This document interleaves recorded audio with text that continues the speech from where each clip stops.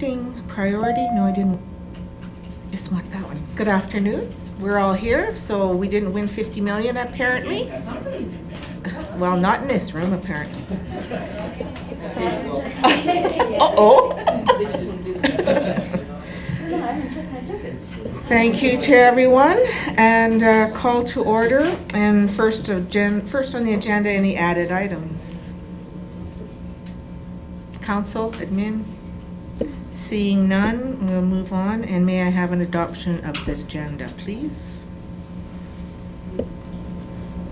Rudy? Thank you. All in favor? And adoption of the minutes on pages 2 through 5, if there are no errors or omissions. Mayor Judy. Thank you, Madam Chair. I so move the minutes from December 15th, 2014 as presented. Okay, thank you. Take the vote. All in favor? Thank you. Carried. Business arising from minutes. Council? Admin? Nothing? Thank you. We'll move on. New business, pages 6 through 8. 6A, special levy from Mountain View Regional Waste Commission. Who will speak to this? Mr. Lucas will. Madam Chairman and members of the committee, the Mountain View Regional Waste Management Commission has assessed each of the member municipalities a recovery levy of $25 per capita. The town of Olds had approached the commission to get that reduced, and that was hoping that it would get reduced. That's the basis that we have approved the 2015 budget on. The commission has decided to not reduce the levy, and this means that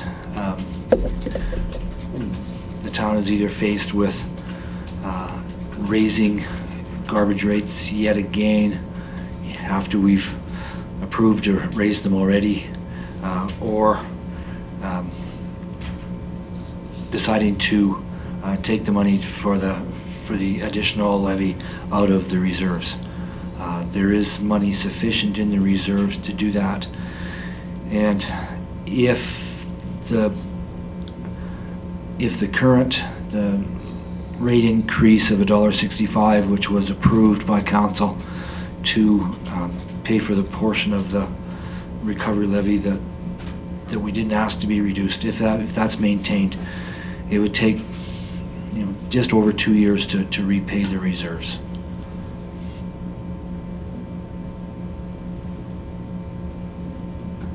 Any further information from admin? No, we'll entertain some questions and try to answer them. Okay, Councillor Harper, please, then Councillor Durier.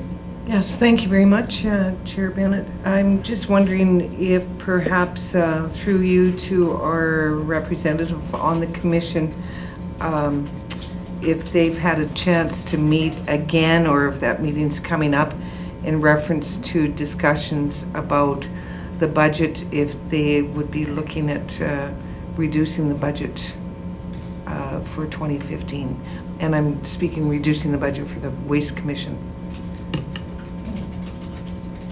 Would you like to speak to that, Councillor Overwater? Well, not really, but yes, through the chair. We haven't had a meeting since we discussed this last discussion regarding taking it out of the reserves. We are having a meeting on the 26th. I think going forward, we're going to have a very productive, very sound commission. We have the CAOs and we have the municipalities, the mayors and Reeve on board with supporting the commission. And I think with the help of the CAOs and their financial officers as well, I won't say for sure, But it all depends on what our business plan will be, and we will hopefully get that together within the next four months or so. I guess I could confirm that with CAO McGinnis. At present, right now, that's the way the budget stands, and that's the way the commission felt we had to keep it. But I do believe that, by the end of this year, we will have a sound commission going forward with sound finances. Supplemental? Thank you very much for that information. I would certainly support funding this further increase imposed by the commission for their, I guess it would be recovery levy, be funded through our reserves.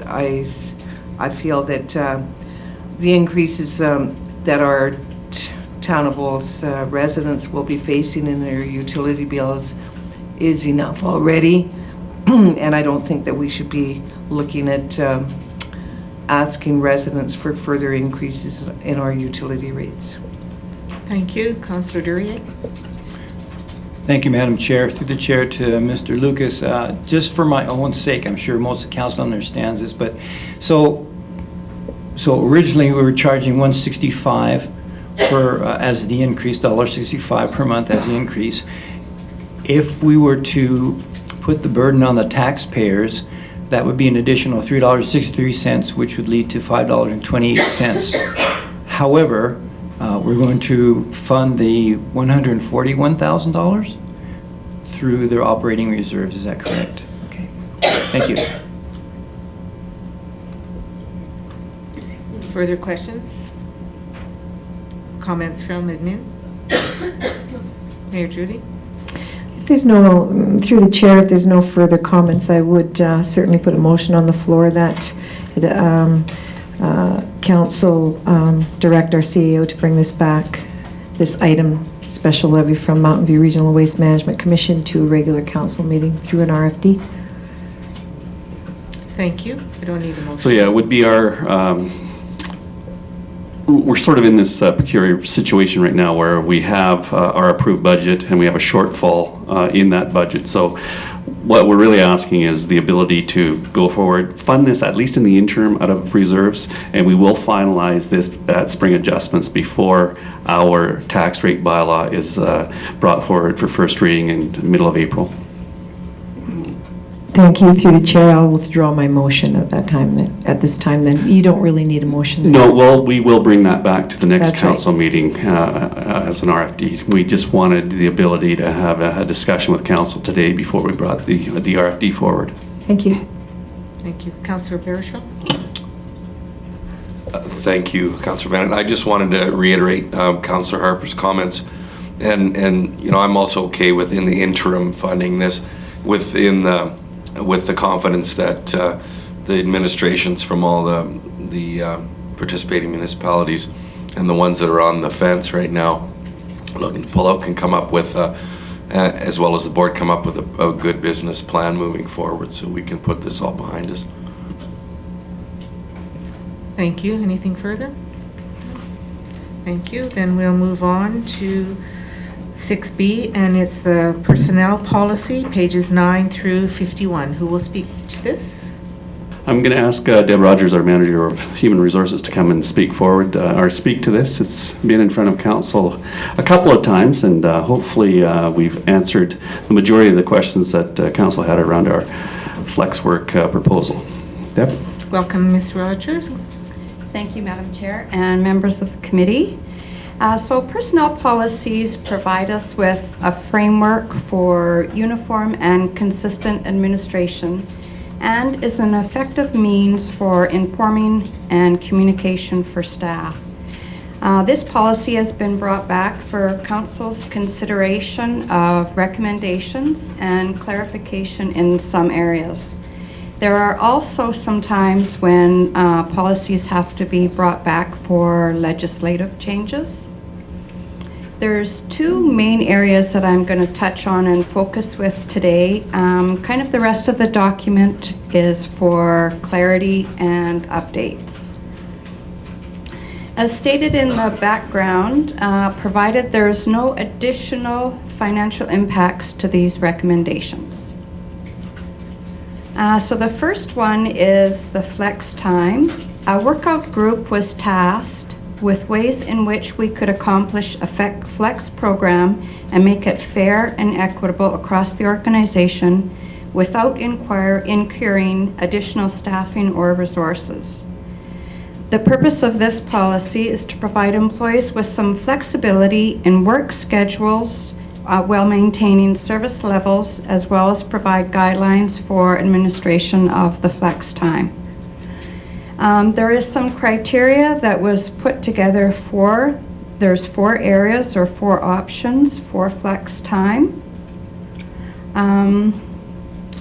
So it is for permanent full-time positions, and also not all positions will be eligible depending on the position that they're in to qualify for a flex program.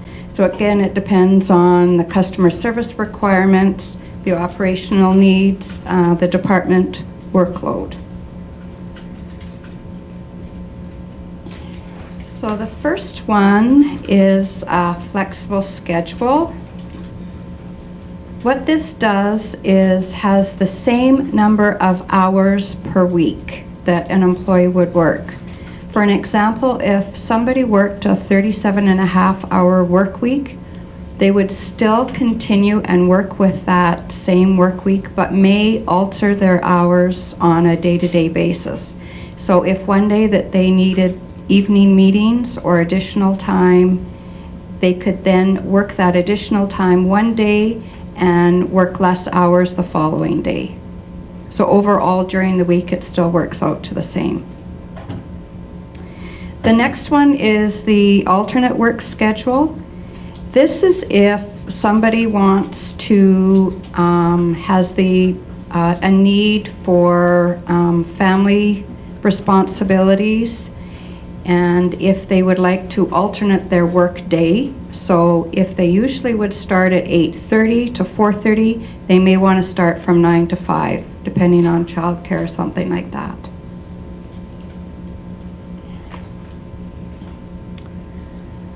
The next one is compressed work week. We do have some staff that work this in our arena. So they would work a 40-hour work week, but work it on a shorter number of days. So instead of working 5 days a week, they would work 4 days a week, the same number of hours for that week. And the last one is management lieu time. So management is not eligible for overtime. So this would provide a week in 5 working days in lieu of additional meetings and time. So in order for the flex time to work, we are going to have to make amendments or revisions to what we now have in the personnel policy for overtime. We currently have overtime being able to being accrued. So if you work additional time at a meeting, say you work 4 hours that evening, you have the option to bank that time. It is right now banked at time and a half. So we have that over and above employment standards. What we are recommending is to come back in alignment with employment standards.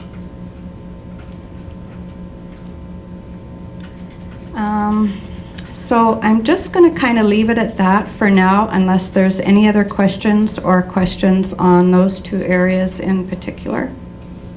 Thank you very much. That was informative, and I enjoyed reading this for clarification.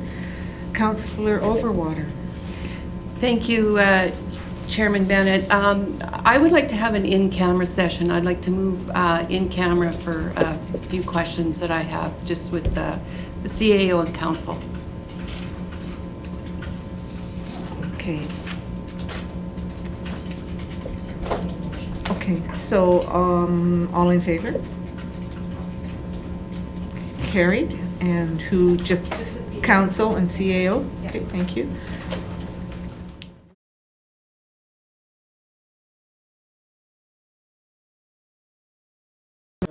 sessions that Kate hosted in the past year, this is the direction that a lot of companies are going to make their workplace not only more friendly, but to accommodate employees that they need to hire, whether they're disabled, it's accessing an employee force that you haven't been able to access in the past by being a little bit flexible on these. And so I do support this going back to council for a vote.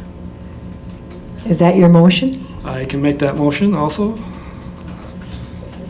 Yeah, I would move that this policy be advanced to our next council meeting for consideration. Thank you. All in favor? That's carried. Thank you very much. Thank you for your hard work. Thank you. Next up, pages 52 through 92, 6C, grade crossing regulations. Thank you, Madam Chair. Just really like to thank Kelly for doing a really good background piece on this voluminous piece of legislation we've got in front of us. And we thought this was important to bring forward for a number of reasons, not the least of which, we've had some discussion in our community about the safety of at-grade crossings and whistling.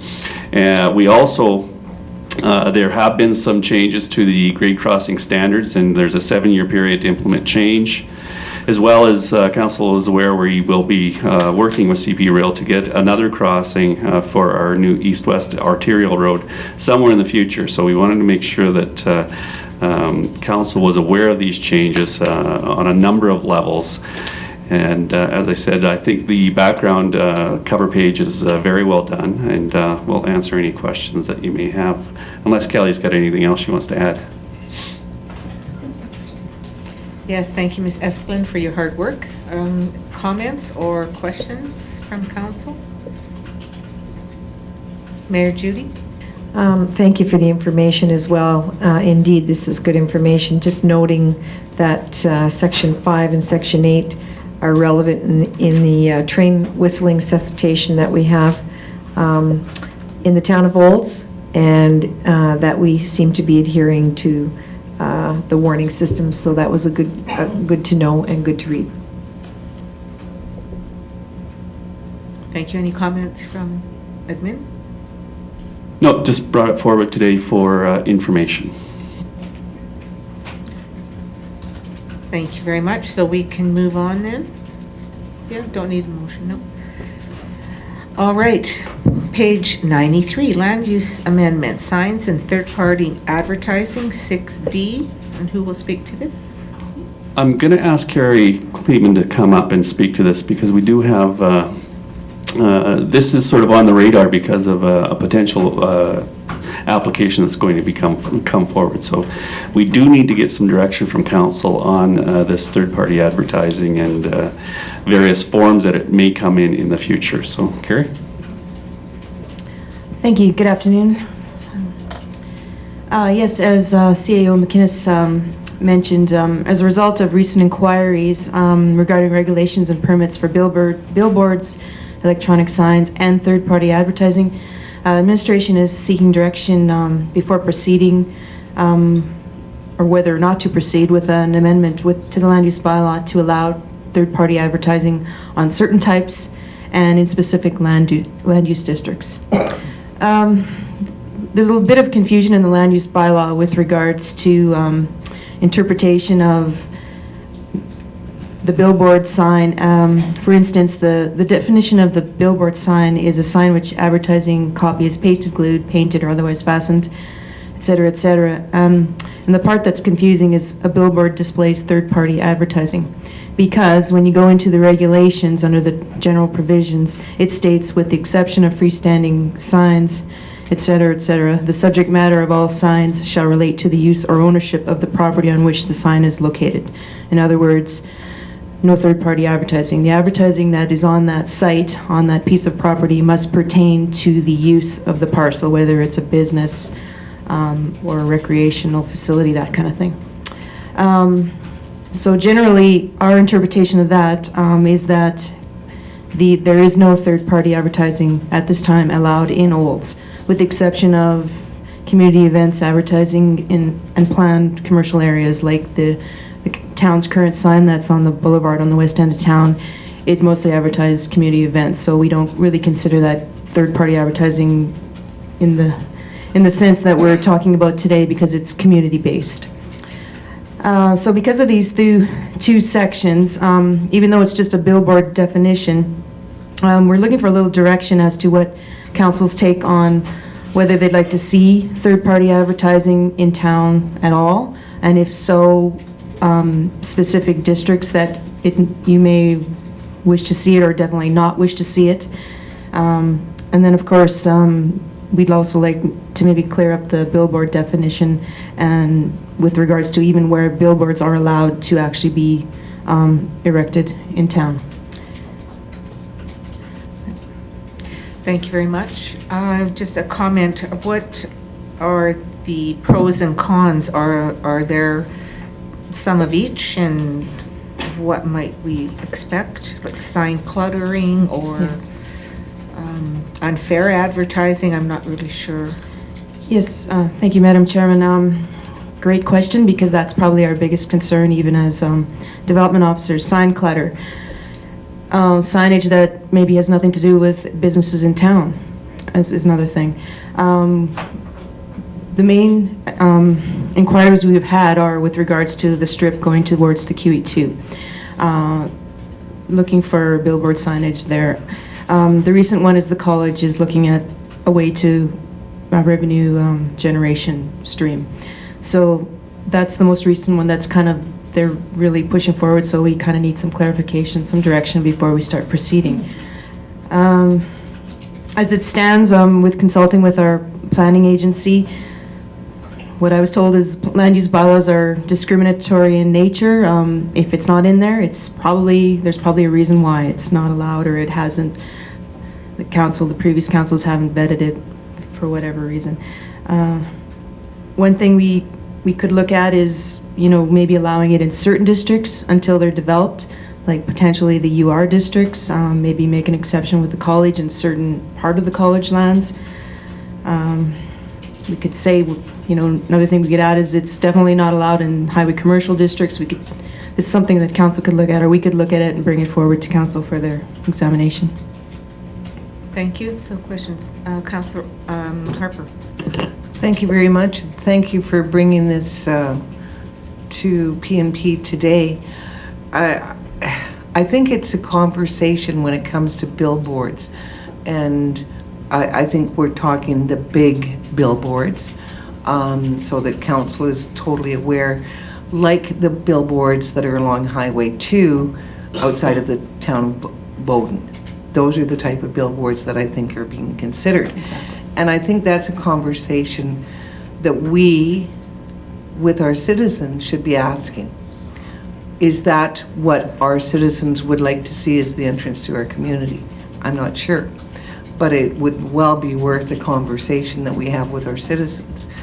I also am appreciative of the fact that we brought this today, because we, as the town of Wolds, already contravened our own bylaw.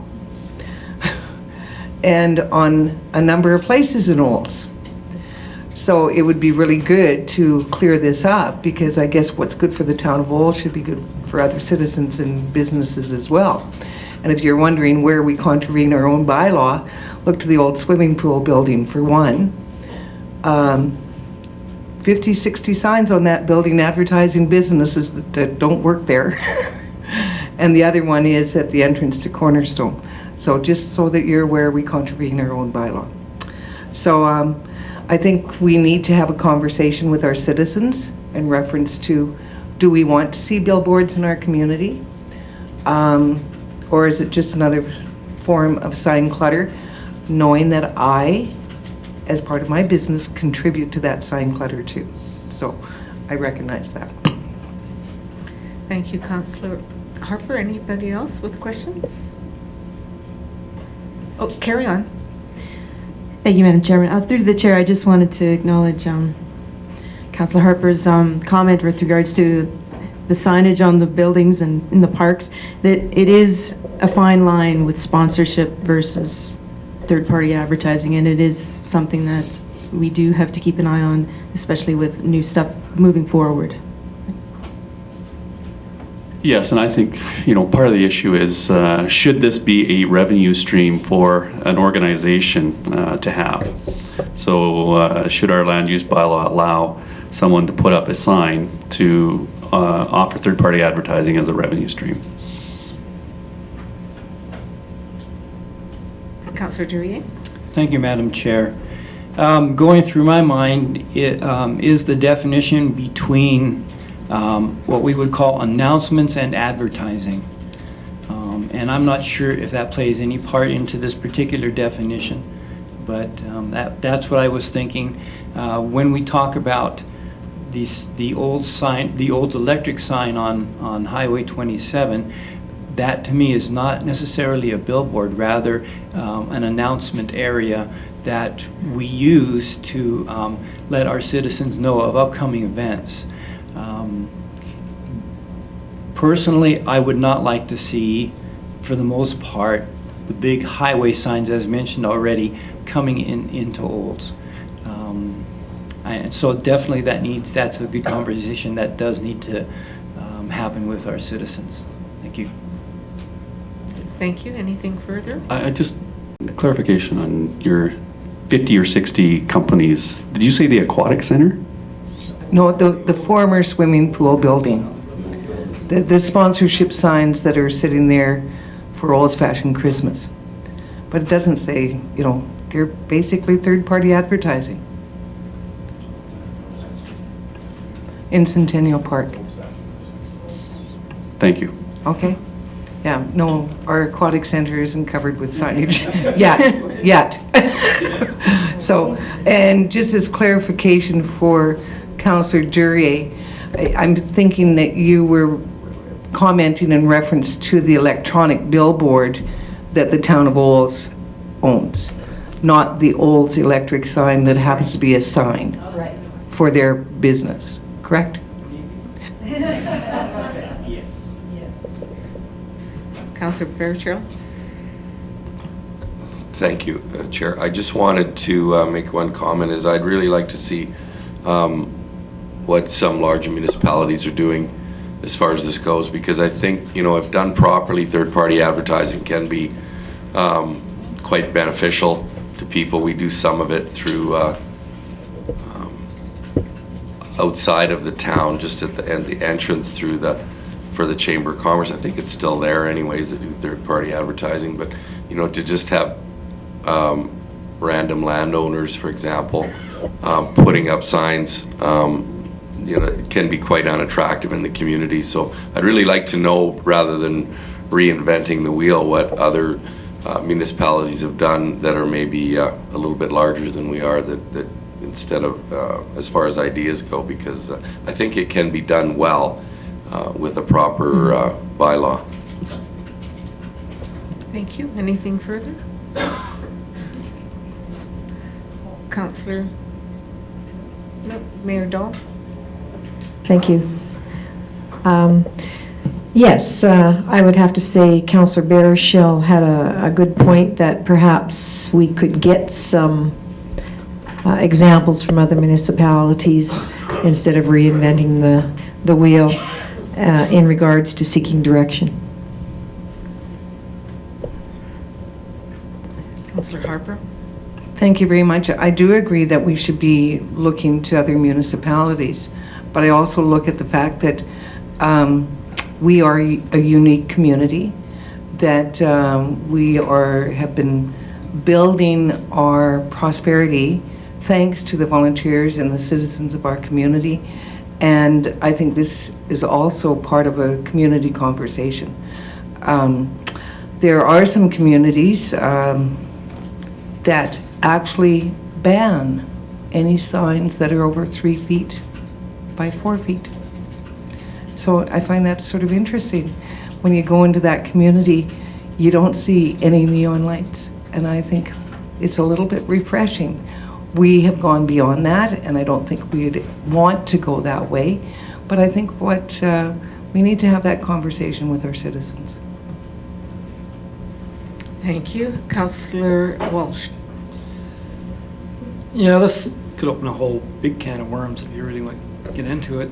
But I'm thinking less is best in this case when we start talking sign clutter within our municipality. So I'd be looking for things like the sizes of signs that would be permitted, spacing, sight lines. There's just a whole bunch of conditions that need to be associated with the definition almost. It's you know, third-party advertising, it's a way for billboard companies to make money, but I don't think it works well in a small community because they need to be of a certain size to make them work well, and it just becomes clutter after a while.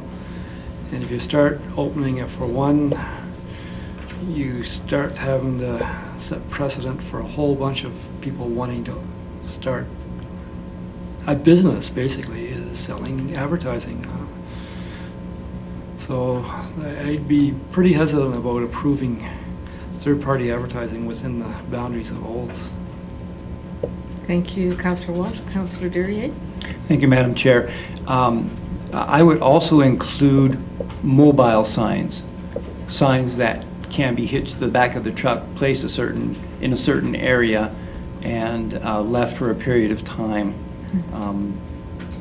So that might or may not come into play, but it was just a thought that I had. Thank you. Further? Carrie, you're going to do, okay. Thank you, Madam Chair. Mobile signs are included. That was some of the requests were for mobile signs as opposed to billboards along the strip here. As far as the research, we have done some preliminary research. This isn't anything new to urban centers like ourselves. For the most part, most of them don't allow third-party signage, and if they do, it's in specific land use districts with fairly rules as to, you know, where they can go and how big and all that sort of thing.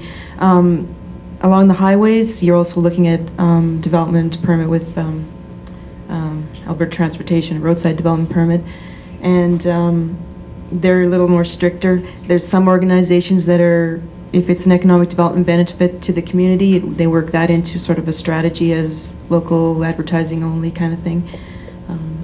But we have done some preliminary research, and there isn't a whole lot of clear-cut one way to do it. It's other than specific to the land use districts, allowed only in those districts, and it's primarily on the outskirts of town. The counties, as far as the counties go, a little bit different rules. Some of the bigger industrial areas do allow it because they have bigger lots and there's not so much clutter or not so much temptness for clutter, but a little different rules in the county as opposed to the urban centers. Thank you. Councillor Harper. So my question is, what are you brought this as an awareness today to the PNP meeting. So what's your next steps then through the chair? So today we just wanted to gauge the appetite of council to see more research on this, and we wanted to see if there was any appetite to see more research, and I see there is an appetite for a more developed report, so that will come forward as it progresses. Thank you. Councillor Bearfield. I just wanted to make one last comment. I'm not trying to make the last comment on every single issue. It is nice. Huh? So far I'm going to do that, yeah. I'll wait till everyone's talk. I personally don't think community engagement is going to be all that successful on an issue like this, but I'm okay with giving it a shot. But I'm really encouraged to see what want to see what other communities will do or are doing in this that have been kind of down this road. I don't think, I think somewhere in there, I'm hesitant to make a comment, a black and white comment about yes or no, because I think that there's some really probably a really good compromise out there, being that there is probably some pretty significant gray areas in third-party advertising that we'll find as we go through that maybe the average person hasn't thought of, that isn't their main job every day to worry about. So anyways, I'm looking forward to seeing some of those plans. Well, and as CAO McInnes has indicated, we do have an appetite for further research, so we look forward to the next report. Thank you. Thank you. Further, pages 94 through 108, and it's 6E, and it's parks outdoor winter amenities. Who will speak to this? Mr. Wagstaff. Go ahead, Mr. Wagstaff. These, Madam Chair, these reports were presented for further discussion that Council brought up in the fall regarding outdoor rinks, skating rinks, as well as tobogganing hills. You'll have noticed from the Mayor's circulation of an email that toboggan hills is something that's trending right now across the country. A number of municipalities are trending in the direction of banning tobogganing within their parks. But there are a number of others that are trending the other way. And in our province, both the City of Edmonton and the City of Calgary both come out very strongly in favor of having tobogganing within their park system. It is presented I'll start with Toboggan Hill and then we'll go to the outdoor rinks. With tobogganing, we had already been working in the summer with a number of the developers who were interested in developing something like that in their future developments. One of the things that we then did was we were in the middle, and we still are, engaged with ISL Consulting on providing criteria around that so that we can give developers a set criteria for 4 or 5 different options that they can incorporate in their future planning. And that would add an amenity that would be designed into the park for all seasons, so that it would, when the snow does fall and there's enough accumulation of snow, that it would be a natural feature within the park. As it was outlined, and as you can see as you look out our windows, our topography around the town of Olds isn't most conducive to toboggan hills in a natural setting. So for larger hills, it would take a significant amount of planning. There are ways to do that, but certainly in the near future, there are some existing toboggan hill for young children that are light sloped in Frank Wong Park. And there is one developer in particular who is interested in designing that into one of their upcoming open spaces that will be featured as a park in their development in the near future. So we are working to present, to have available to those developers different options that would allow slopes to be introduced. Those were included in the briefing. You can see some of the examples there for design features. That's tobogganing. I don't know, Madam Chair, if you'd like to have a question and answer on the tobogganing part before we move forward to outdoor rinks. I think that would be appropriate. Questions, comments? Councillor Walsh, please. I just read this and was kind of amused. I just kind of remember my childhood. The north-facing slope was much better for tobogganing than south, so that should be part of the criteria. I agree. Any other comments? Councillor Bersham. I just remember 4 years ago when we decided that we would let people be a free-for-all with the skateboard park and there would be no helmet, but so I know that this town would be all in favor of toboggans because we don't worry about that. It's just a straight what's it called, use at your own risk kind of thing. And I was really actually impressed with the leadership of the City of Calgary and the City of Edmonton over the toboggan issue, because it just shows that there is a need for those things and there's people willing to get behind that instead of getting behind the other side of it. Certainly you can cover your own, you can cover your liability with just not just strictly signage, but making sure that people are aware of safety. But again, the only thing, I like the report, but the only thing that bothers me is the sort of the time frame behind doing it. I'd like to see it, and correct me if I'm wrong, Doug, but I'd like to see things personally look at a quicker time frame for some of these things. not to rush it necessarily, but to really look at getting these things in place quicker. You know, Wetaskiwin, I know I was there over Christmas, and has a great toboggan hill, and it was really cool to see. And it was sort of an intermediate one. We're just basically in a field in that area. You know, we're having fill. We've got a lot of construction going on in town. We've got opportunities from builders who are looking for places to put fill. So we're not looking for really expensive fixes here. I think it can be done fairly inexpensively and offer people that maybe can't afford some things, some outdoor activities. And I guess that isn't the only thing. We're always looking for reasons to get our kids outside and engaged, and that's why I'd like to see this happen on a quicker time frame. I would just comment that Calgary and Edmonton have decided that some parks are better suited for some activities than others. So sliding is still available, and where it's treacherous, where there's rocks or trees or fences, they've put a stop to it. But they're also encouraging young people to wear helmets as they're doing these. Of course, it's at your own risk, generally speaking.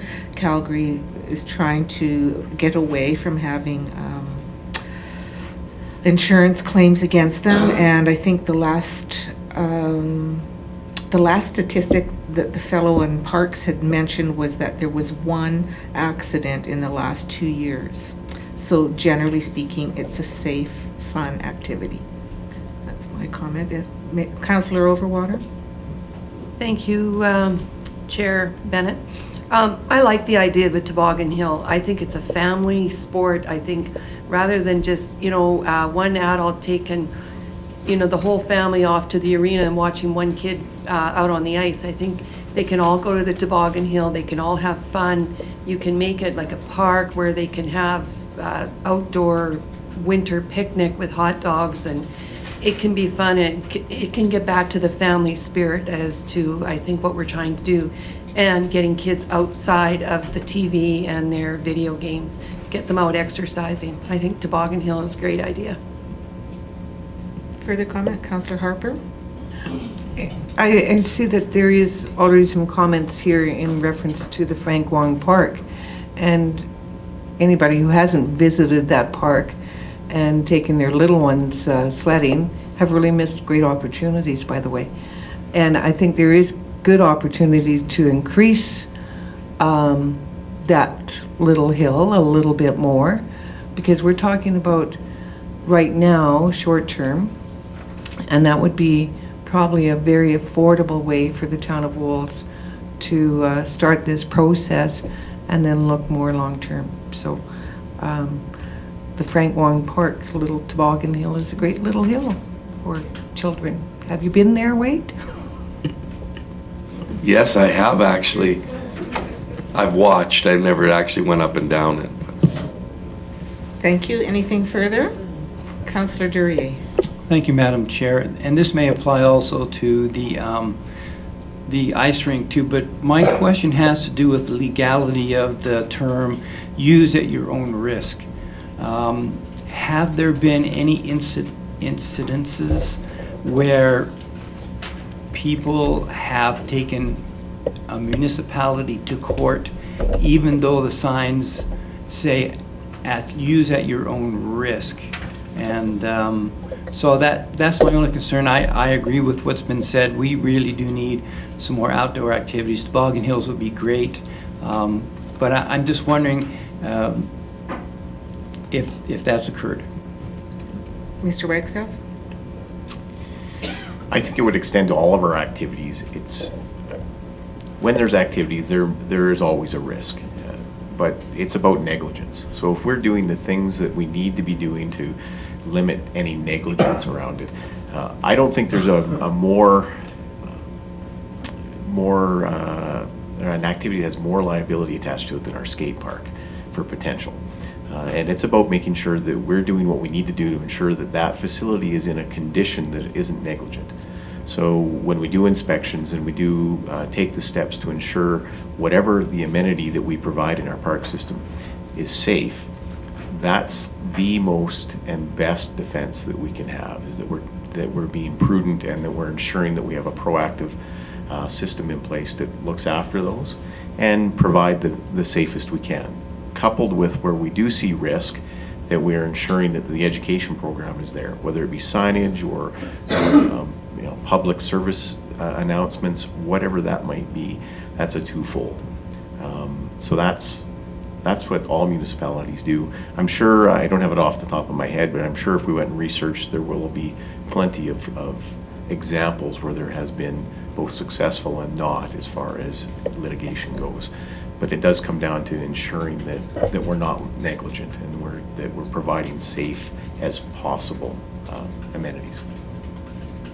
Thank you very much. Further, Mayor Dahl? I just want to thank Mr. Wagstaff for the information from his staff and or yourself. The overview and the reflection points tell the story to me. I do believe that there is no short-term solution to having a toboggan hill that is big enough for the citizens of Olds and their families, but however, we do have the beginner hill. Perhaps we could add a little to that for the time being. We do have Newport with the new playgrounds slotted. We have to do this in a very sustainable and orderly way that we do ensure that the citizens, number one, are aware of our future and our needs and where we're going to put them and let them have their input on whether they agree or disagree. It was a great report, and I look forward to moving this forward. Thank you. Anything further, admin or council? Thank you very much.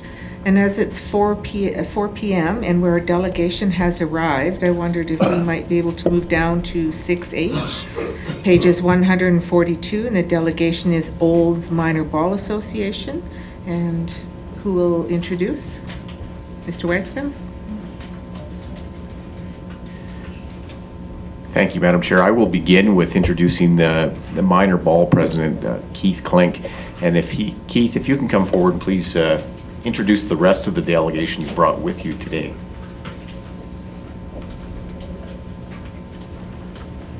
Welcome. Okay, we have minor softball here with us today as well. Cam Fakakis is the president of minor softball, and Kyle Craven is also on the board of minor softball. And Jordan Cleland has been a coach and a coordinator with minor baseball in Olds for the last number of years. Thank you. And who will do the presentation? I'll just start with the first slide Okay. that Thank you. looks at minor baseball.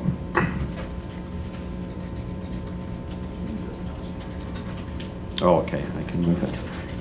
Okay. So I just need to click down or...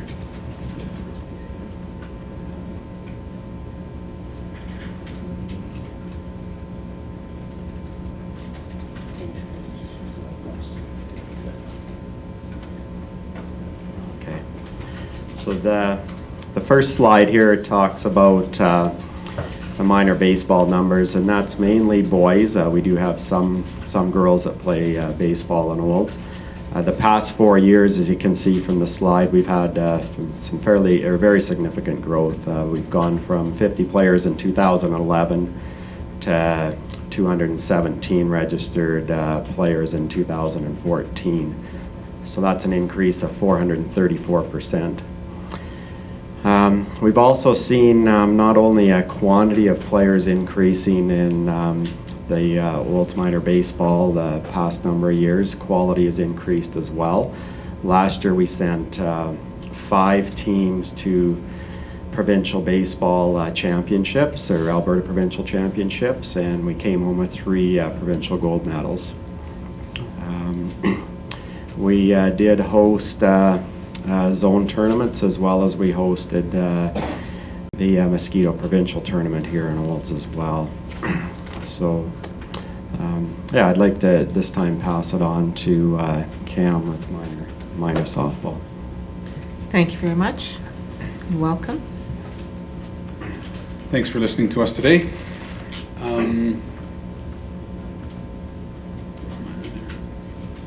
So I'm the president of Wolds Minor Softball. The vice president is Kyle Craven. Both of us, obviously, you can see our growth from 12 players in '09, having one team in Olds, to in 2014 we had every division had 2 teams until we got to the midget level, which is the U18 for girls softball. As you can see, in 2011, going from 24 to 72 in 1 year, there was a lot of different reasons for that change or that hiccup or that increase. I shouldn't say hiccup, but increase, and a lot of that was there was a huge executive change at that time, which brought on a different path for the softball.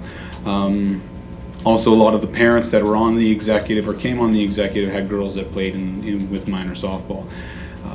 Parents got on board with us that we were going to definitely increase and have a better showing. I think there was a lot of those girls actually did play ball, but they went to other towns. So they went to Red Deer to play ball or went to Airdrie to play ball. They were more of a competitive than what we could bring to the table. And we've shown that we can be more of a competitive ball right here in town. Our concern, I guess, obviously, is the growing numbers that both boys and girls have, that our facilities aren't going to be adequate in the near future. Keith had also alluded to that they hosted provincials. In the girls softball, it's always usually the major cities, Calgary, Edmonton, Lloydminster, Leduc, stuff like that, that host these things. I really feel that Olds can showcase our facilities on our town for something in the summertime that would be, why is our hotels always busy in the wintertime? For tournaments and stuff like that, for our own local hockey teams and stuff, where we have the numbers definitely that are touching, I would say, close to what minor hockey does, yet our facilities they're not lacking by any means. They have fantastic facilities. We just need to increase them and improve on the ones we have. And what I mean by improving on the ones we have, the U10 and U12 girls could easily use the Imperial Diamonds. But as a president and vice president of our association, the grass on the infield is very unsafe for the players. Grass or any other obstruction in the infield like that can cause players to have an infield ball hit up into their face when unexpected. Pretty minor changes that could be done to those 2 diamonds over the springtime to have them ready for May would be that where we could alleviate some of the pressure off the major diamond in number 4 that the girls play on. Could easily be obtained, and leaving 4 teams, which would roughly be about 40 kids that could just play on those 2 diamonds, and alleviating some problems or some backed up practice time, stuff like that. For ourselves, as you can see, the increase of 675%, but we also had an executive and a lot of parents and on our executive that have really thought of provincials as something that we're interested in showing our girls that a competitive ball can be played in Olds, even though we're competing against the Calgarys and the Edmontons and the Lloydminsters that are the ball capitals of Alberta. For ourselves, we sent a team to provincials in the U12 division and came home with a bronze medal. We lost out to small towns, so it was we lost to Castor and I can't think of the other town name. Anyways, Little Towns, Sedgwick, I think was the other one. So small towns that are definitely on the map for baseball, and we should be there too. And there's no reason why our town can't be showcased for provincial ball. We just need the facilities to do that type of, the boys have already done it. I would just hate to, we know in January when our provincials are going to be, or we put in a bid for it this early. We have to go to Edmonton this year for some of the provincials. It'd love to be that Olds is a place that they're coming to in the middle of July, for people to pack the place, come and use OR Hedges, because there's nothing better than camping while you're right there at the Ball Diamonds, and then what a fantastic facility, so close to home. I really would hate to lose any diamonds in that jurisdiction. With provincials, I know Keith had talked on it. They're at a last minute kind of thing when they realize when the provincials has to happen. So I'd hate to have ours booked and a chance for an opportunity like the boys ball has to also do it the same weekend, and yet that the facilities we have right now couldn't justify having 2 provincial tournaments in the same town at the same time. And that was it for me. I know Jordan Cleveland had the rest of the presentation, and thanks for listening. Thank you very much, and congratulations on the increase in population and medaling. That's amazing. So congratulations to everyone. Mr. Cleveland? Yes, so you've got some, I think, fairly compelling statistics and data. So when a person looks at that kind of data, you take a step back and kind of wonder where the, as Wayne Gretzky would say, where the puck is going.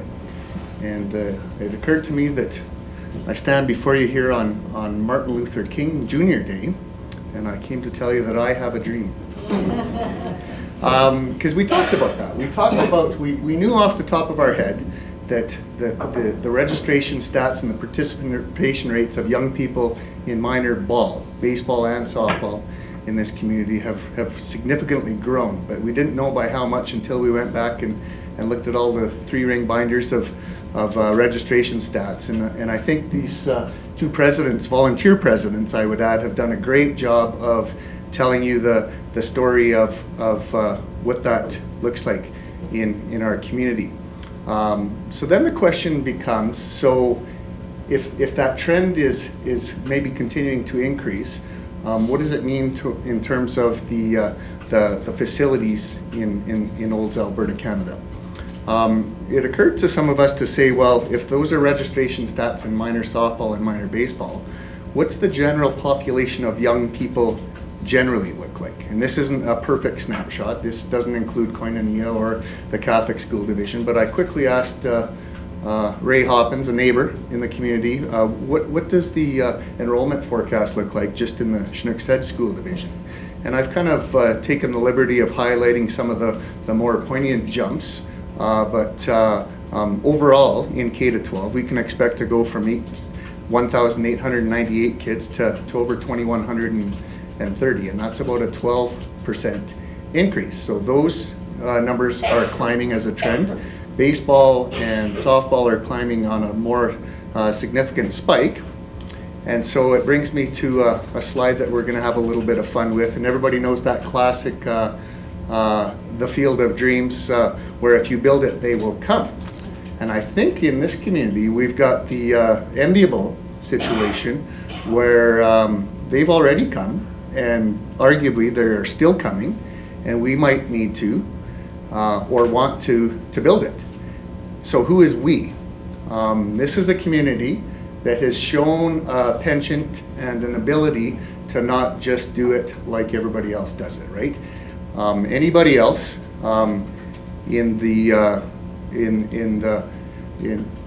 Alberta or even the North American landscape would say, well, sports and recreation facilities, that's easy. That's the town or the city's job. So we'll just show up, cap in hand, and say, we would like your support, and please let us know when you'll be done. But this is a community that I think has always approached things differently, with a collective approach to problem solving, with multiple public stakeholders in the community, as well as trying to leverage individual, corporate, donor opportunities. And so I think of, when I have my headspace in that sort of thing, public partnerships, philanthropy, and community development in this community. This community has showed its ability to kind of think a little bit differently, and therefore get substantially better facilities sooner because of that audacity to think a little bit differently and think of it in terms of a collective model. Yes, the town would have to take a leadership position, but there's minor associations with volunteer effort. There are other public organizations in the community that have shown their propensity to band together for a common purpose. I'm aware that this community has started to think, well, if we were to ever host or bid to host an Alberta Summer Games, what would that look like? What are the capacity of some of our athletic playing surfaces? And I think the answer to that right now is that never mind quantities, in terms of quality, they're not necessarily up to snuff for that level of competition.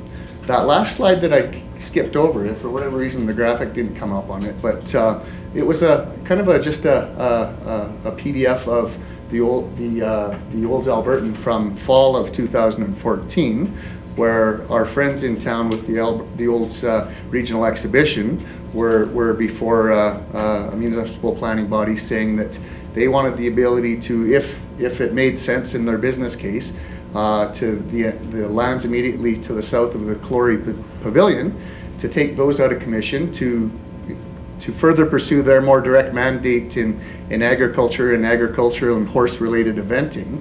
And that, we were already talking about that. You know, if this trend continues, is there going to be enough facility space for the kids? And then there was that notion of, well, never mind just breaking even. What if somewhat suddenly you were down 40% in terms of playing field capacity? So that was a bit of an eye-opener as we sit around and we talk about this dream that we maybe have, that maybe it's time to accelerate that. So today is quite intentionally just kind of a conversation starter, a seed planting of when and how. So we're not talking about any intensive effort necessarily, or asking you to consider any intensive effort to immediately, but I don't think we're talking about 10 years from now either. And again, I would say anywhere Alberta would say, you know, this is the town's job.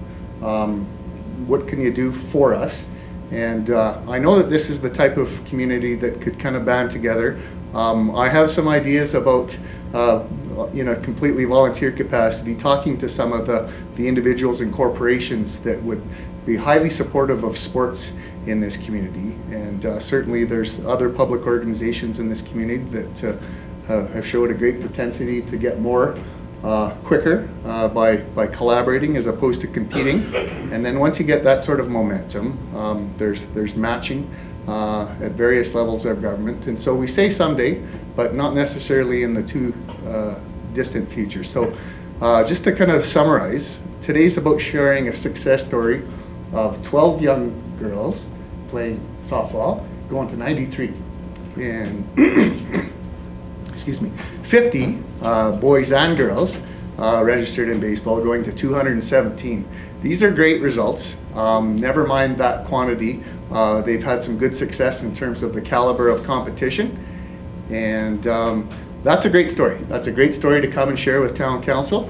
Not only in terms of participation, but I'm a strong believer in the character building aspects of sports, and I believe that sport is probably a better social program than any government and any level has ever dreamed up. And so we're here to tell a great success story of baseball in an otherwise hockey mad community. So want to recognize my colleagues for the work that they've done in a volunteer leadership capacity, and we want to thank the town for the opportunity to come in and share this success story with you. Thank you so very much, and thank you for all of your hard work, and what amazing population increase. I'm very impressed, and we're always looking for help with programming, and particularly since we're a four-season community, we would look forward to the opportunity of building on baseball and softball. So I will ask Mr. Wagstaff, go ahead. Just before the delegation leaves, if we could, for the record, have Cam's last name spelled out, please. It's Fazakis, and it's F-A-Z-A-K-A-S.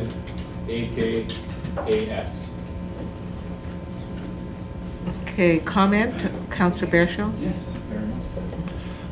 If I could have Mr. Cleland come to the microphone, or maybe you could just yell from there, but I just wanted to make it clear what you're looking for, and I make a couple comments. You know, when I moved here, I was sort of on the ground floor with minor ball because we did not have a minor ball program. So, you know, a few parents in town, you know, we got together and formed an association, and that, I guess, was the seeds. And I wasn't the head catalyst behind that, but I was part of it because they needed people to do it. So it's exciting to see that minor ball is taken forward, because I knew at the time that in my case that it wouldn't be a long-term commitment. and I'm glad that you people have taken the leadership to keep the program going. And I know that in the absence of a Doc Seaman or somebody like that, you know, who can, like we've seen in Southern Alberta, where we've got tremendous facilities, you know, amazing facilities that I've had the opportunity to see. So my question, I guess, would be is what you're looking for is some sort of a framework around corporate funding, or just an, you know, I mean, I get from your PowerPoint that, you know, it is a bit of a slower grind, you know, from a municipal standpoint, to kind of look at, are we going to do this? How are we going to fund it? Are we looking for money from outside businesses in order to add and improve the facilities that we have? Is that the idea behind the whole presentation? I think the facilities that we have are pretty good. They serve a good purpose for smaller kids' ball, recreational slow pitch. They're about average. They're pretty good, and there's not quite enough of them. So a little bit more directly, in our crystal ball, that's maybe 3 years out, maybe 4. An increased number of playing surfaces, as well as an increased caliber. You raised the example of Seaman Stadium in Okotoks, Alberta. Who's been? Okay, so I'm thinking kind of like that, and that's an audacious statement, but that's how we roll in Olds, Alberta, right? We've got some pretty substantially wonderful and significant facilities in this community, because people have the kind of the crazy audacity to kind of think that big, right? And then if you start there, you might have to settle just a little bit, but maybe not too much, right? So I think of facilities to the level of Seaman Stadium in Okotoks, or Great Chief Park in Red Deer. There's another example that you might be familiar with. And so yeah, the normal way to go is that the town municipal government pays for 100% of that.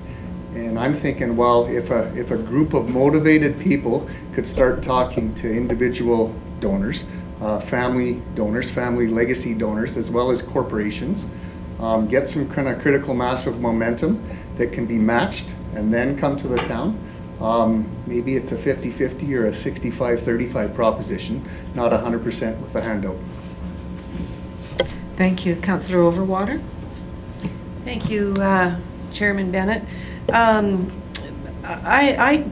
like the idea of, again, having kids more involved in activities. I mean, there's too many of them just sitting there in front of the TV, and maybe I should be out there doing more activity too. However, I've been here for 22 years, and my kids played in Olds Minor Ball, like from grade 2 up to grade 9, and I'm not really sure if we've increased the number of ball diamonds since then either. So I don't know how many ball diamonds we have in town, and I don't know how many you're thinking that we need to go forward. You know, so like in 22 years, if we haven't increased the number of ball diamonds, we're probably due. So I like the idea of more kids being active and more people having an opportunity to, whether it's playing for provincials, more competitive, or just out there getting some exercise. I think it's a good program. Mayor Dahl, then Councillor Harper. That's okay. Thank you, through the chair. Yes, I do agree with Councillor Overwater, the fact that the town of Olds has not increased really any of our ball diamonds, and much like you, we've been through baseball and coached baseball throughout the years, and now I have my nephews coming in from out of town and playing baseball, and I have my nieces that live in Snoqualmie in Seattle that have quality ballparks, and they're professional little players at 14 and 16 years old, and it would be so exciting if they could come to Olds and really play baseball or fastball. But I know our administration, our CAO, and our staff have had these discussions, and I'm looking forward to hear what Mr. Wagstaff has to say. Thank you. Go ahead, Mr. Wagstaff. Well, there are a number of things that are already, and forgive the pun, in play. One of those is approved in the 2015 budget is to embark in some concept plans. We've engaged ISL, which is the company that did the Open Spaces, Trails and Master Plan, to further develop some of those ideas. And one of those is take a fields inventory at a high level and do an assessment on that. We did that informally, internally, and that indicated when we, from council's direction, to kind of look at what it would require on support in our quality of fields to host major events, in sporting events. It indicated very quickly that not only Olds, but the region has some work to do if that is the desire. Next to that is doing some concept plans for field development, and ISL is going to work on that with us to come back with some options. That would be around the different areas that could be developed, Cornerstone being one of them, and identifying other areas in the community where field development, both soccer and baseball, can happen and would be recommended to pursue. And with that, I think that gives us some very good information for town council and community to then begin to decide what the priorities are moving forward. With that, I would kind of comment, I think the numbers that the delegation today shared with us are very telling, because past numbers I would suggest relate to the community priority to field development, and as the community picks up on different trends and events, both soccer and baseball are growing in this community, and those are two things that have taken a bit of a back seat over, I would say, a couple of decades as far as continuing on the path of developing those facilities. So the first step is to understand where we are, and we've done that as far as field assessment. The next step is, what are some of the options, the dreams, what are they? And that's that's the stage we're at now, is to explore those a little bit further, both with council and the community. Further to that, and further to the town being of the mind that we should be maintaining what we have already, what kind of forecast can we see for upgrading the one in Imperial, for example, that was one of the examples that needs work? Well, one of the things that the discussions we had with the Olds Regional Exhibition regarding the two playing fields that are on their property, one of the things that sparked over the summer was to take a look at our existing facilities and what could be done. So that is good recreational playing field, and for just going out and throwing the ball around. It's not, when we're talking Imperial, we haven't looked to greater detail since the summer to what it would take to get that as competitive. We're going to need to do some work with these individuals that are in the room here to see what distances are needed there. When we did the first assessment, one of the downfalls was we understood that it would actually lose a diamond that way because the space is required. But we could certainly work to in the immediate future. It sounds like they have some ideas that can help this coming summer, and that's part in a larger plan in how we can resource our outdoor operations. And I'll speak to it in a little bit when we're in the next agenda. Well, I'm just thinking that it's January and it will thaw sooner than later. So if we can have our ball diamonds relatively in good shape, I would say. And would you like to comment further? Yes, please. Just a couple, or a point on Councillor Burschel's point of how we want is I think in 3 years from now, if we had 3 extra diamonds and not losing any, I think would be a very perfect scenario that isn't out of the realm of cost or anything that way. Obviously, the Field of Dreams is something obviously bigger than that, and where I think this year alone, with the numbers that are increasing, the more pressure from slow pitch, I wish they were here also with us, just speaking on that behalf, is a lot of those people that play slow pitch are parents of the kids that are playing ball now. It's a sport that is played well past an 18 or 19-year-old that isn't drafted to the NHL. These sports are played, if you look at how many parents of hockey players play after hours, it's nowhere near the amount of parents that play baseball that have their kids in some sort of ball, minor ball with us. I really believe that Doug was talking about the Imperial facilities being stretched or anything like that. U10 and U12 does not hit the ball far enough to hit each other on those two diamonds. With a safe environment for the infield where 95% of the balls are hit, that's all we're asking for in those two facilities, which could be utilized well more. You'll see, which is a very popular street, you'll see from 4 o'clock in the afternoon till 7 or 8 o'clock at night, every one of those facilities being used Monday to Thursday. Right now we're scheduling games out at Westerdale for those kids, which isn't a fantastic facility by any means, well below average of what we are experiencing here in town, yet we need that just because it's complete shale on the infield, and it's just something that takes the pressure off the diamonds in town. None of the U14 or 16 can use the Imperial diamonds just for the simple fact that they can be hit or hit the ball that far. I really feel that the pressure on facilities this year and for the next 3 years is going to increase, which only allows us, or having more problems with, I guess the 217 boys teams, they play each other a lot more. Soccer teams play each other at the younger ages in town because there's a sheer number of kids.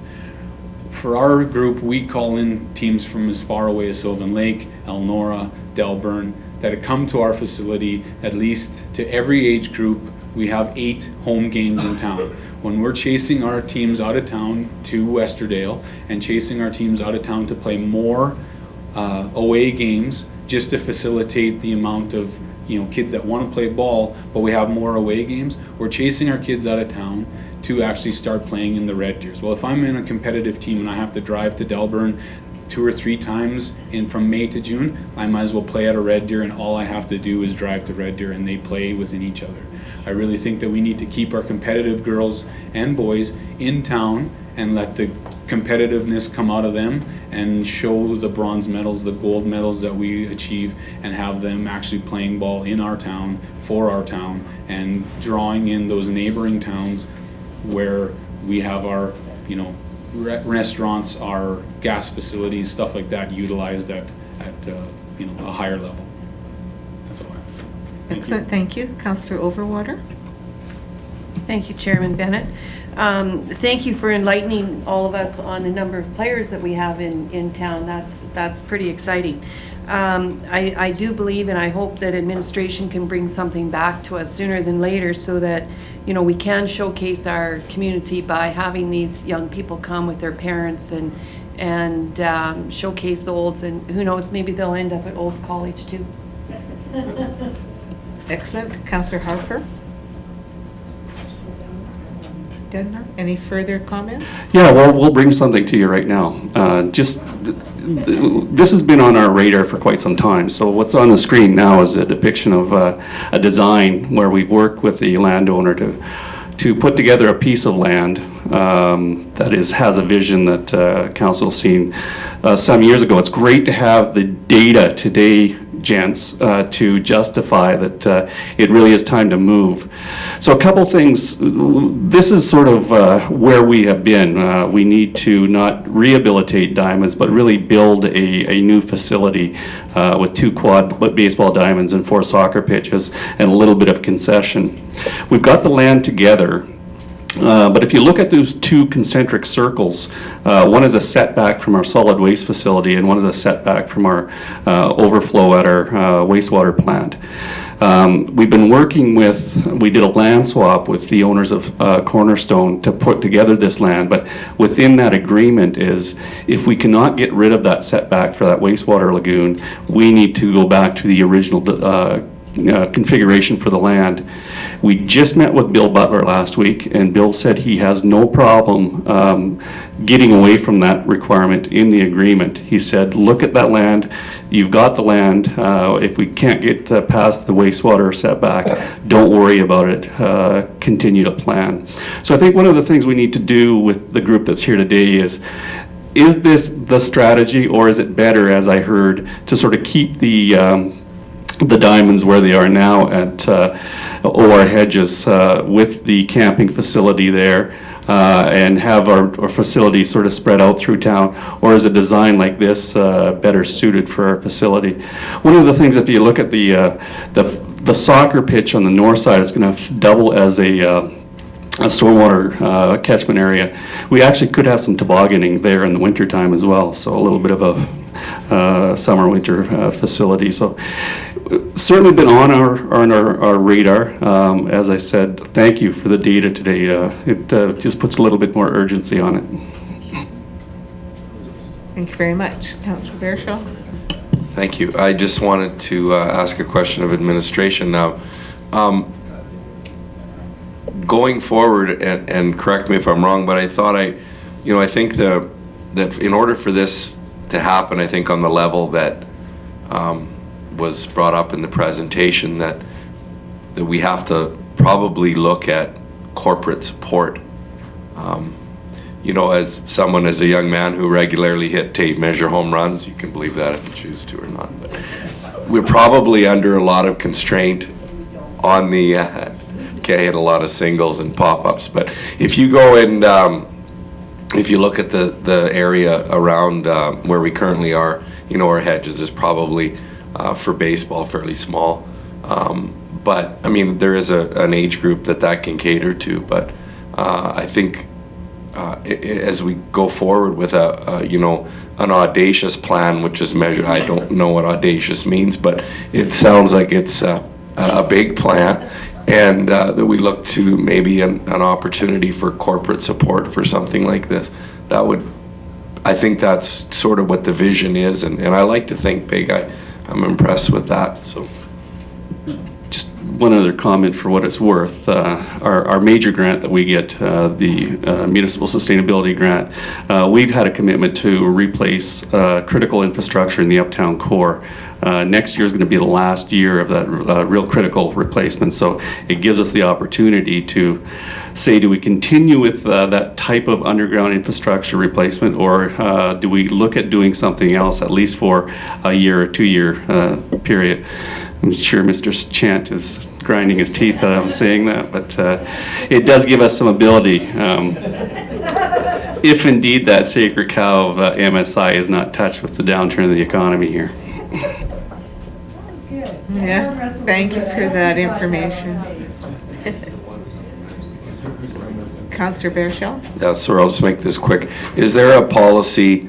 What is our policy, if you can refresh my memory on, if we were to do some kind of a corporate legacy with, for example, a ball diamond or a splash park or whatever? We have specific policy built around that, right? No. No, we're building policy as you've seen some stuff trickle out lately, just about in our parks and open spaces about sponsorship and signage and recognition and all of those things. So not fully developed yet, but again, something that we're working on. So for example, we're looking at the splash park right now. If there was a group to come forward with a major donation, what sort of recognition do we want in our public spaces? Councillor Harper? Thank you very much. I'd just like a couple comments from our delegation today, if they were aware that this was in the background, what's before you on the screen today, and just a couple comments in reference to it. Keith, Jordan? Well, I was certainly aware this would be sort of kind of north and west of Walmart, is that correct? Yes. Yes. So I've had some discussions, and I was aware that was possibly, to use Doug's pun, in play. So absolutely, I'm not sure that it's a matter of OR hedges or this. I think it's this and that, right? And because I think we think that those statistics that we showed you are not an anomaly, and we think that they're there for a longer term, and it's a great thing. So it's an opportunity to kind of provide facilities and services to go with that demand. Yeah, so maybe one of those quads is actually the bigger facility that you said, and keep our current facility. So we need to work through that now, I think, is the time, and start planning financially for it. Thank you. Thank you. Any further comments from the delegation? I've never seen it before. I think that's fantastic. It uses up perfect land to do it. I don't, like Jordan said, I don't think it's in one or the other of Molar Hedges, but if you have no control over losing the 2 diamonds straight south of where the Ag Society is already, then this is definitely has to be on the table. Thank you. Further comment, Phil? I just think, we've been kind of sharing I think we're just very pleased and happy with the tenor of how this conversation has went today, so thanks very much. Thank you so very much. We appreciate the statistics that will help this move forward quickly, and thank you for all your hard work as volunteers. We really do appreciate everything you do, so thank you.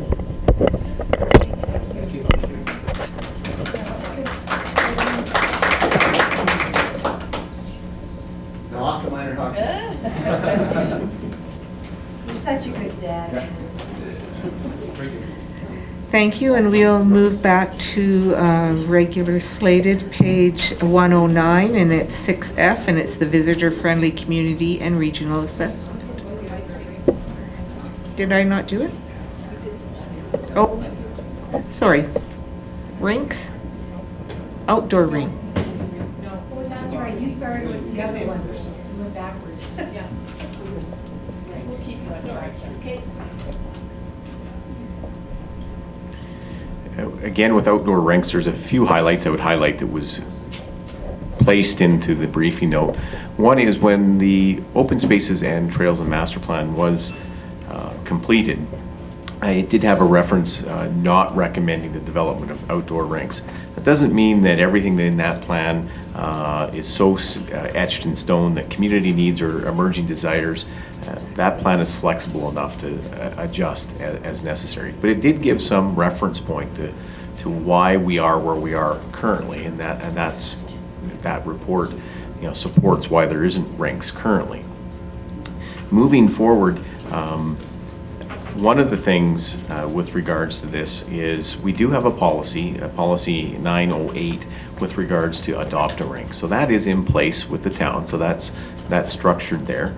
There are a number of private rinks that exist in town, and there has not been an outpouring of desire, at least it's come forward through when this does spike, both at my time here officially as well as previously, that a community group would take a hold of this and lead it through. Doesn't mean it may not be able to be facilitated, but that certainly hasn't naturally come to the forefront. There has been calls, though, about leisure skating. I would indicate anecdotally over this winter, that's probably been the stronger voice than there has been for outdoor rinks with boards. That leisure skating has been a much more predominant inquiry that I've seen come forward. And that's since that that was not in the report. So that's a note on that I would make now. Further to that, there are a number of options with regards to outdoor rinks. One of those is to consider whether you have boards or no boards, or whether you do a blend. One of the things I think we need to explore further is location with the community and whether or not it's desirable. Certainly there are 2 locations that strike, that pop out. I'd say 3 locations that pop out. And those are the 3 school sites, and not including the high school. So Deer Meadow, Old Elementary, Hartman Green, and the new fields that we have just developed last summer at the Catholic school at Holy Trinity. Those 3 locations, if we were to consider ice surfaces, those are certainly the 3 that immediately come to mind, and would, as far as use, certainly complement the schools themselves. And potential also to have discussions maybe with the schools about more formalizing the care and some of the minor maintenance as far as ice is, clearing the ice and use. So those are options there. But as far as this kind of leads into being part of a larger plan in resourcing all outdoor operations. Whether it's outdoor rinks, snow removal and paths, potential, the other season maintaining a water park, maintaining the flower beds and shrub beds. We've been working on a strategy that we're going to be bringing to council soon as to how we can better meet some of those emerging service needs that have kind of taken a back burner. But it's clear from community and council direction that those are things that are requiring some greater emphasis. So they are connected, and as it was outlined in the briefing note, there are some things to consider about outdoor rinks and whether or not we pursue, how heavily we pursue that.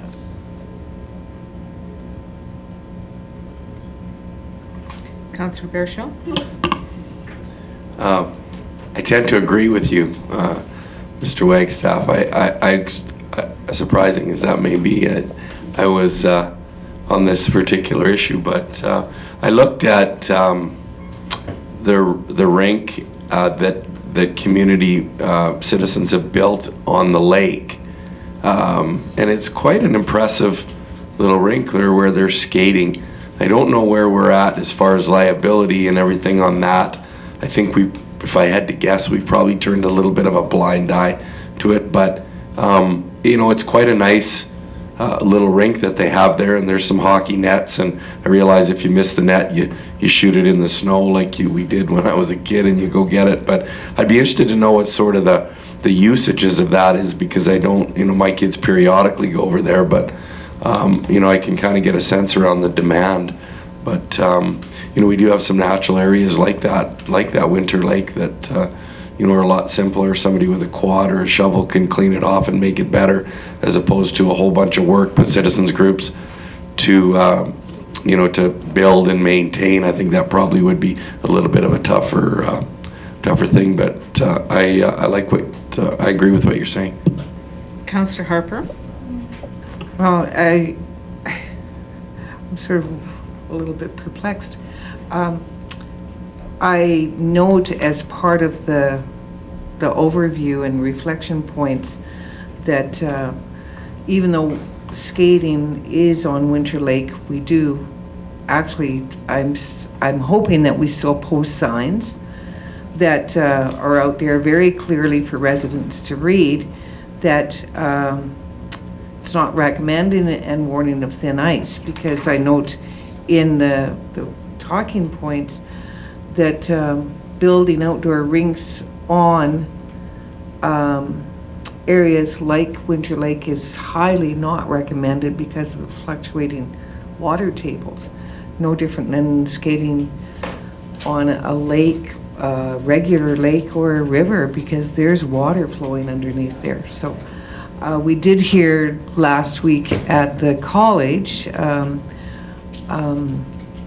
discussion about their master plan, possibility of making use of some areas at the Botanical Garden for actual skating in the winter for the public. I'm at least presuming for the public, which I think is an excellent idea.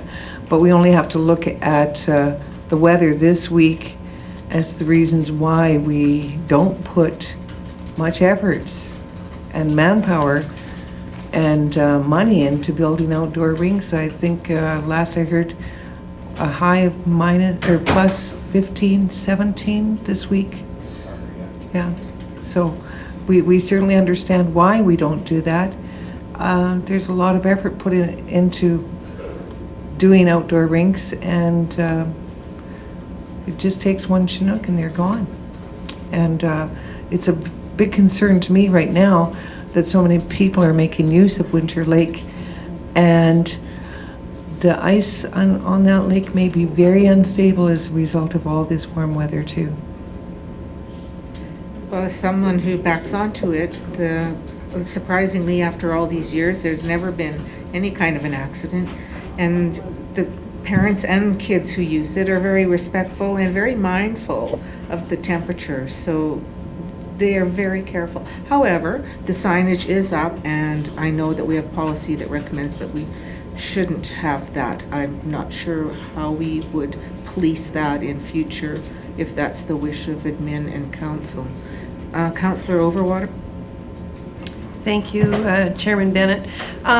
when we were talking about the baseball diamonds, and should the baseball diamonds at Imperial be changed to shale, would you be able to put just recreational ice on top of that shale? Or does that pose a problem in the spring for that diamond?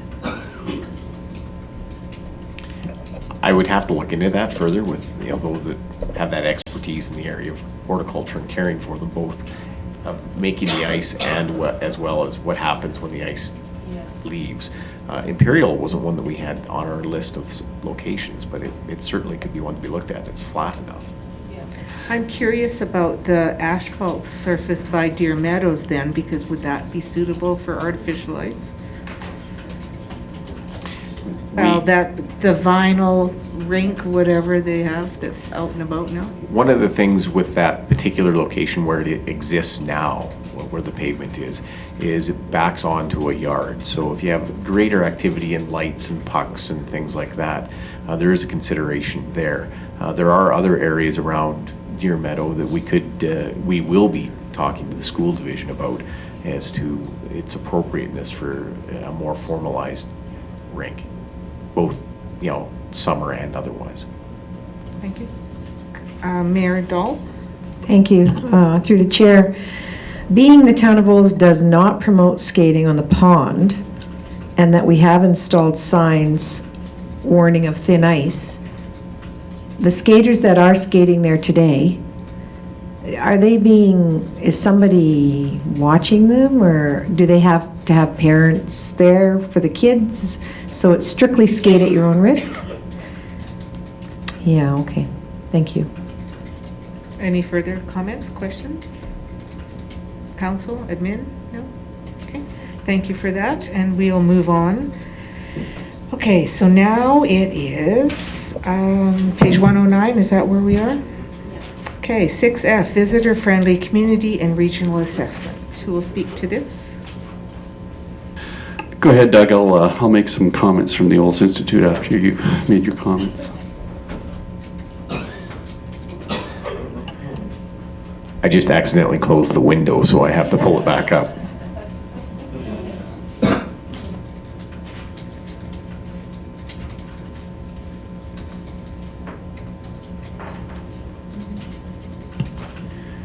Thank you, Mr. Chan.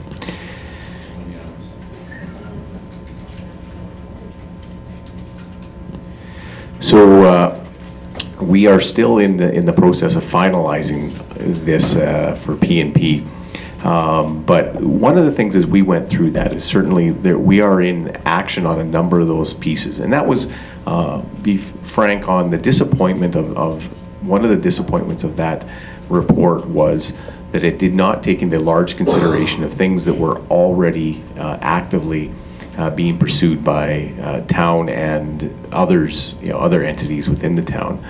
So as you go through the number of the documents that we have from our area structure plans to our open space trails master plan to the work of Uptown as a subcommittee of the Olds Institute, a lot of the work that the Olds Institute is doing in its work with all of its committees, in the Bear Committee, in the Lifestyles Committee, and looking at things that we're already actively on.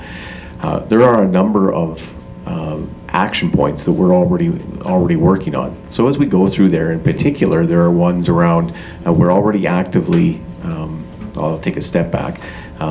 There were no surprises in that report. I don't think there would be, from council reaction.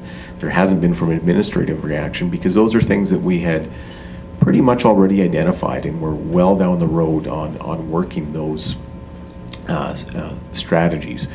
So in particular, there, when we're talking about wayfinding, that's not the first time the council's heard the comments around wayfinding. So we are in the 2015 budget. Wayfinding is a significant bite, but what was done for 2015 was to begin to find what companies can give us some strong wayfinding. And in fact, we were already down the road of taking a larger scale approach to wayfinding than what was cited in that report. not just for visitor friendliness in the uptown core, but throughout the community. As you enter into the community, how are you going to find the neighborhoods? We live here, we know where Vistas is. Visitor to the community, where's Vistas, where's Highlands, where are those neighborhoods within the community? So we, and I say we, it's not just the town, it's been a very collective effort of many. We're already working on compiling that particular item. We're working with regards to the economic development, in everything Olds. So that's something we know needs to be refined. We know that part of the strategy wasn't where we would like it to be at this point in time, but we're recalibrating that and moving forward with that part of the visitor friendliness aspect. And the other thing is we philosophically have a different approach than what the authors of that report were having as far as visitor information center with the VIC. Philosophically, we're moving towards a much more blended between physical face-to-face as a location as well as a virtual piece. So certainly that is something that OI is working on developing with its with all of our community partners to see what we can do better that way, and to draw all of those things together, so that we take a look at what are the different committees doing, what's the community doing, and how does the wayfinding, the visitor information center, and our economic development all tie in together. So that's on that portion of it. The next portion that we are at is when they talked about the physical features within the community. As you're well aware, we have area structure plans, and in particular the uptown area structure plan that we're already, if they had come back literally 2 months later at the end of the summer, they would have, I think that report would have reflected a much different feel. Yes, we know we have some way, some distance to go in that area, but that's something that we're implementing currently. And we have a plan in place to have that feel, that look, and that inviting structure. As you're also well aware of, we are working on not just putting all of our eggs in the basket of a community revitalization levy, but something to that effect that would be able to revitalize the community and be able to draw that in. So those are all connected to this report. Thank you very much, Mr. Wagstaff. Questions, comments? Councillor Harper? I really appreciate your comments, Director Wagstaff. I was very disappointed in the final report as was presented because I didn't really think it told the whole story about the town of Olds and the areas that they looked at. So I appreciate the fact that you're going to be bringing other information back to us. So thank you.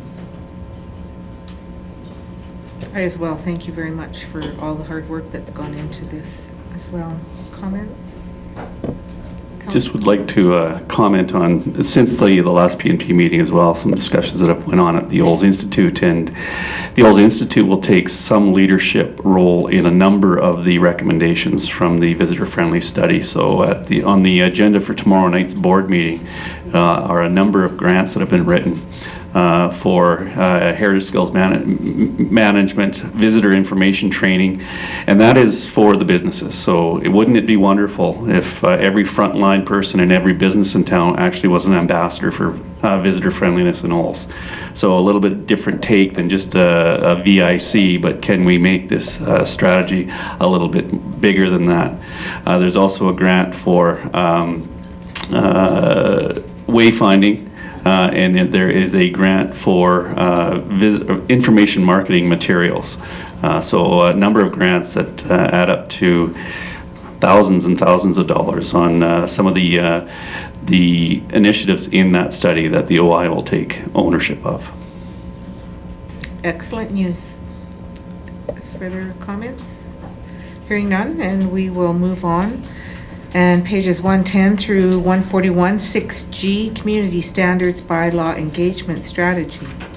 And thank you for all your hard work in that. Who will speak to this? I like it, it's pretty. Yeah. Who will speak to this?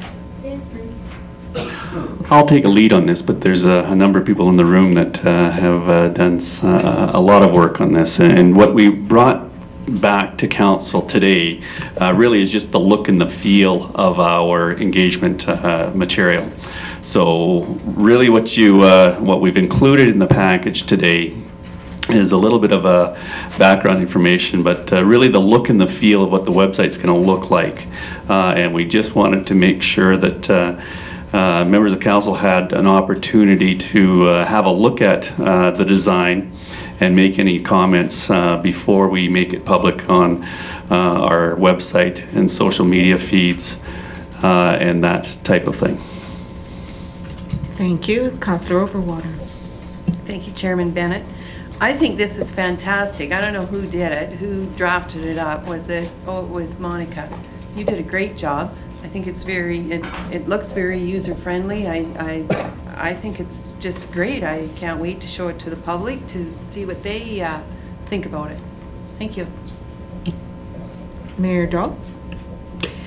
I'd also like to compliment Monica for the fabulous job she did I would like to know if we can buy push buttons and we can all walk around wearing push buttons, and then they can identify all those visual people out there, and they'll see them and they'll say, oh, we can talk to them about the community standards bylaw. Well done. Councillor Harper. Yes, excellent project, by the way. Thank you very much.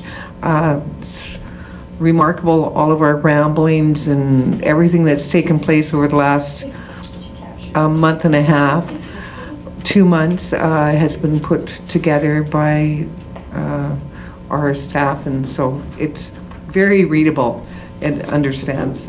Hopefully everybody understands it. I have a question about the preamble. Do we have sort of a little snapshot of what our preamble is all about? Because I think that's what we talked about quite a bit, or like I talked about, is why are we going to a community standards bylaw?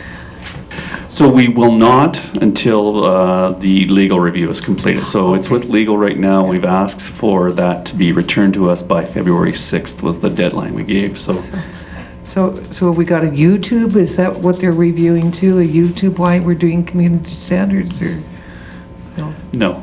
Okay. No, it would just be a preamble to this, unless of course some of the characters in the room want to work with Mr. Owen back there and do a little YouTube video. What do you think, Dee? You betcha. It sounds like a great plan. Excellent. We'll have a sign-up sheet for that. Any?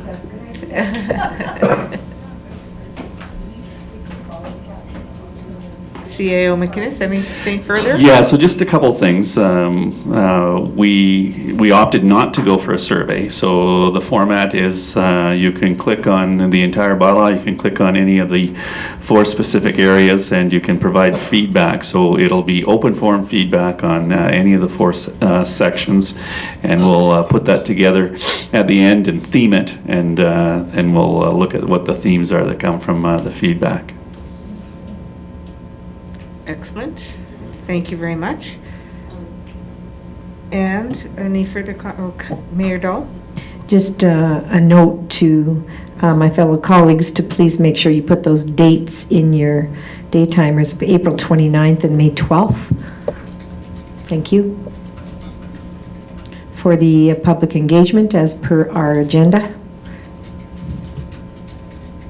Okay, thank you. So that concludes this agenda for today. Thank you, everyone. No, oh, number 6, but until, yes, but if the question and answer period can begin, are there any? Yes, I have first. Mayor Dahl. Thank you. I certainly don't mind what end we start at, but mine's quick. I just, Madam Chair, I know that you have spoke to us in this regard in the past as your seat on the CLC Governance Board. I have a note that the CLC Health and Wellness expansion grand opening is this Friday on the 23rd. I don't know where it is or what time it's at. Is there an update? You'll go through the Ralph Pine Center, and it's at 2 p.m. for the high performance, 2 p.m. Councillor Overwater? Through the chair, I'd like to direct this at Mr. Chant. Again, it goes back to the signage that's on the pavement on Highway 27, where the lights say you only can turn, if you're heading east, you only can turn south. However, the pavement still says you can go straight ahead.